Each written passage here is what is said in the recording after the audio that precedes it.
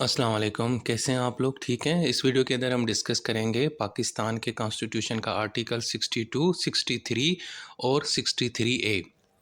तो सबसे पहले हम देखते हैं आर्टिकल 62। 62 ये कहता है कि अगर आप पार्लियामेंट का मेंबर बनना चाहते हैं, यानी आप सेनेटर या एमएनए बनना चाहते हैं, तो उसकी क्या क्वालिफ़िकेशन होनी चाहिए। तो आर्टिकल 62 में बताया गया है कि ये चीज़ें अगर आपके पास हैं या आपके अंदर ये चीज़ मौजूद हैं, तो आप जनाब एमएनए या सेनेटर बन सकते हैं।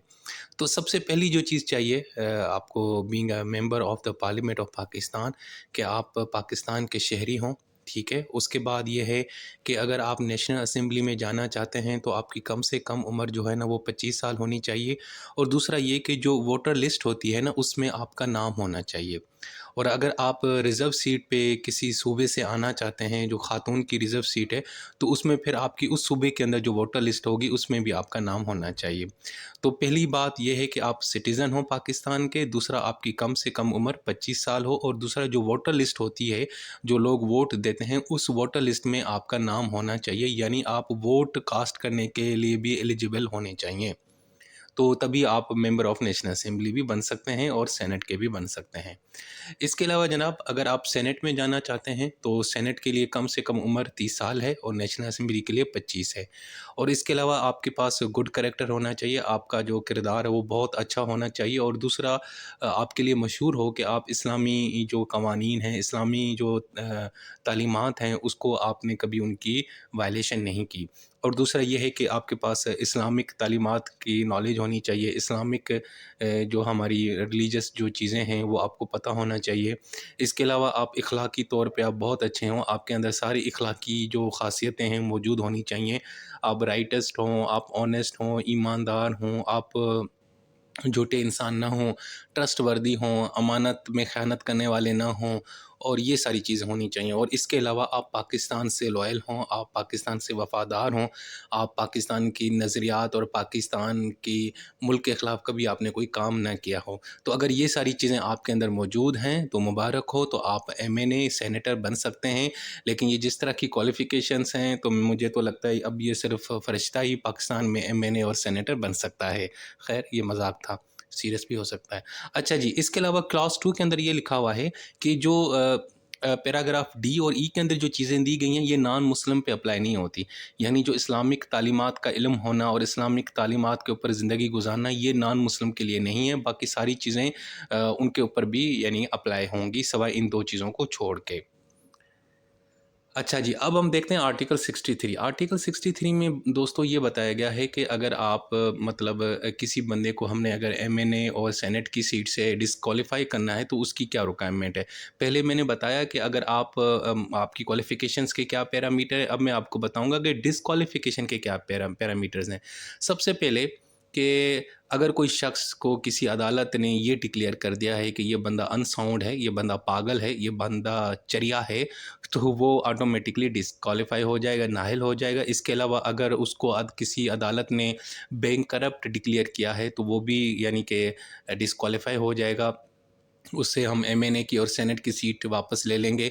और दूसरा कि अगर शख्स ने जो उनके पास पाकिस्तान की सिटीज़नशिप है, उसने वो छोड़ दी है या किसी और मुल्क की सिटीज़नशिप को अवेल कर दिया है, तो तब भी वो डिस्क्वालीफाई हो जाएगा। और दूसरा, अगर वो किसी सरकारी जॉब करता है, ठीक है, और मासिवाय उस जॉब के जिसको उसकी कानून ने इजाज़त दी है, तो तब भी वो डिस्क्वालीफाई हो जाएगा।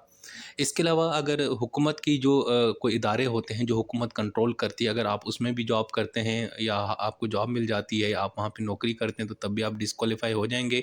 और दूसरा ये है कि अगर आपका ताल्लुक आज़ाद जम्मू कश्मीर के लेजिस्लेटिव असेंबली ने अगर आपको डिस्क्वालीफाई किया है, तो ऑटोमेटिकली यहाँ पे भी आप डिस्क्वालीफाई ही समझे जाएंगे। इसके अलावा अगर आपने कोई एक ऐसा जुर्म किया है जो पाकिस्तान के नज़रियात, पाकिस्तान का नज़रिया, सिक्योरिटी या पाकिस्तान की आर्मी या आर्म फोर्सेस या जुडिशरी को आपने बदनाम किया है, तो और आप कन्विक्टेड हो चुके हैं, तो उस सूरत में भी आप डिस्क्वालीफाई हो जाएंगे। लेकिन यहाँ पे एक चीज़ ये लिखी हुई है, हाँ, अगर आपकी कन्विक्शन हो चुकी है और आपने सज़ा भी काट ली है और अब आपको जो है ना सज़ा आपकी पूरी हो चुकी है और उसको भी 5 साल पूरे हो चुके हैं, तो उसके बाद फिर आप डिस्क्वालीफाई नहीं रहेंगे।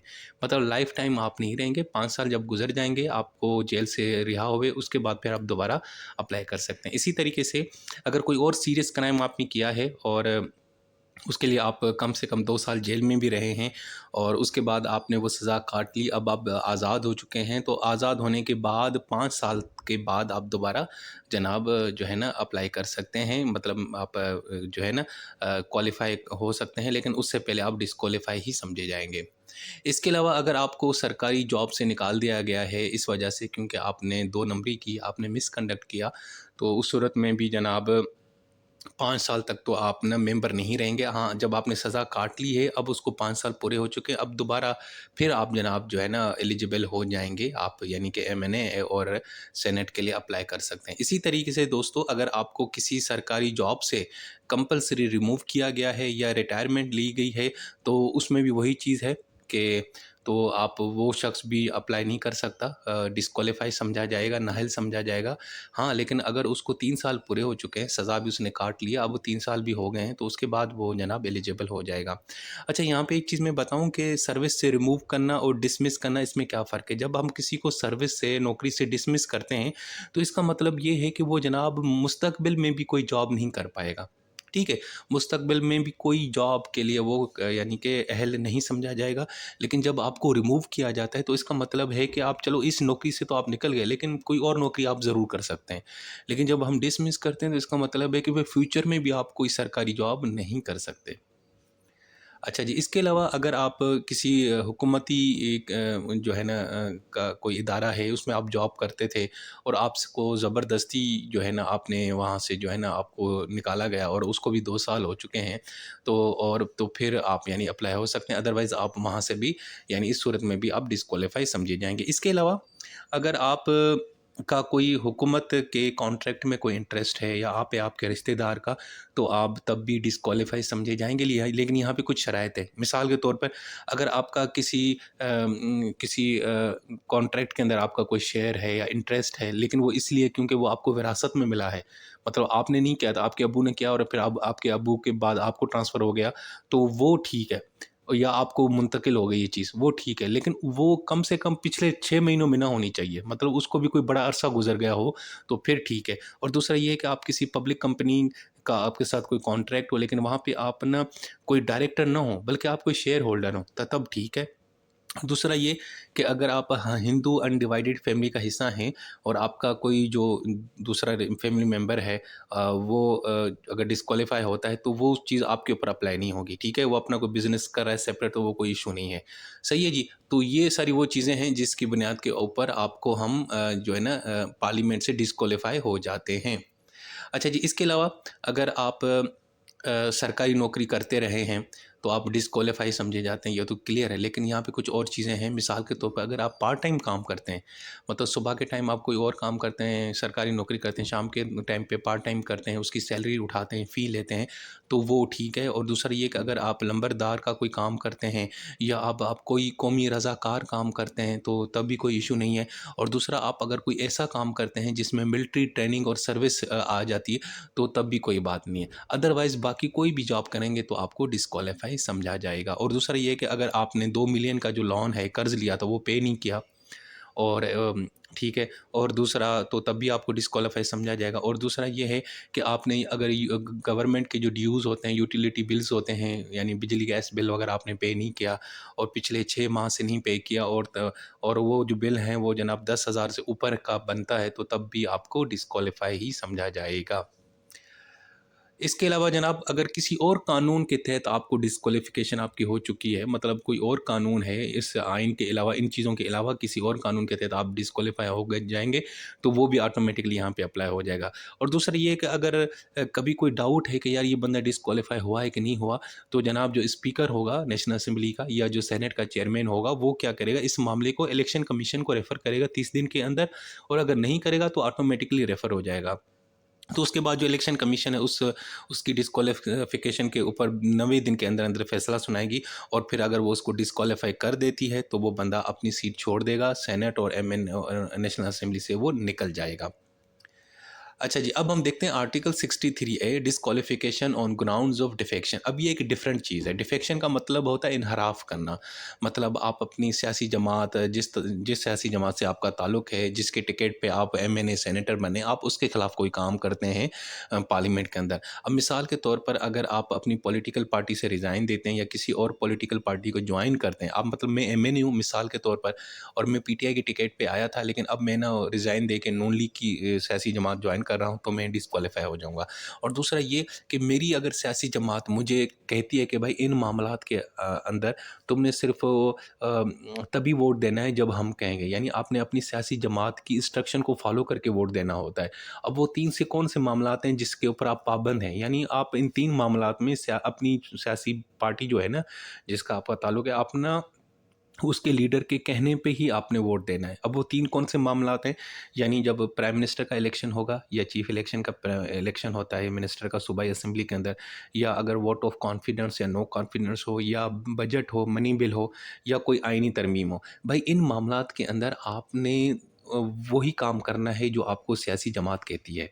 आप पीटीआई से हैं और आईनी तरमीम आई है पार्लियामेंट के अंदर, अगर आपका लीडर आपको कहता है कि जी आपने वोट नहीं देना, तो नहीं देना। अगर आप देंगे तो फिर आप डिस्क्वालीफाई हो जाएँगे। ठीक है जी। अगर इस तरह की सूरत हाल होती है, तो फिर क्या होगा, जो पार्टी हेड होगा वो उस मेंबर को डिक्लेयर करेगा कि जी जनाब ये बंदा हमारी पार्टी से डिफेक्टेड हो गया है, वो रिटन में देगा। फिर वो जो उसका जो डिक्लेरेशन होगा, वो जो नोटिस होगा, वो नोटिफिकेशन या जो भी होगा शोकाज नोटिस, वो एक जो प्रिजाइडिंग ऑफिसर होगा उस असेंबली का, यानी स्पीकर होगा या सेनेट का चेयरमैन होगा या चीफ और दूसरा चीफ इलेक्शन कमिश्नर और वो मेंबर, इन तीनों को वो कॉपी भेजेगा। उसके बाद उसको एक दफ़ा मौका देगा कि भाई साहब हमने तुम्हें कहा था कि तुमने ना आईनी तरमीम के हक़ में वोट नहीं देना, तो तुमने क्यों दिया? तो वो फिर आप उसको एक दफ़ा मौका भी देंगे और वो फिर बताएगा कि भाई मतलब अपना रीज़न देगा। अच्छा, यहाँ पे पार्टी हेड का मतलब ये है कि वो बंदा जो आपकी पार्लिमानी जमात का हेड है, ठीक है ना?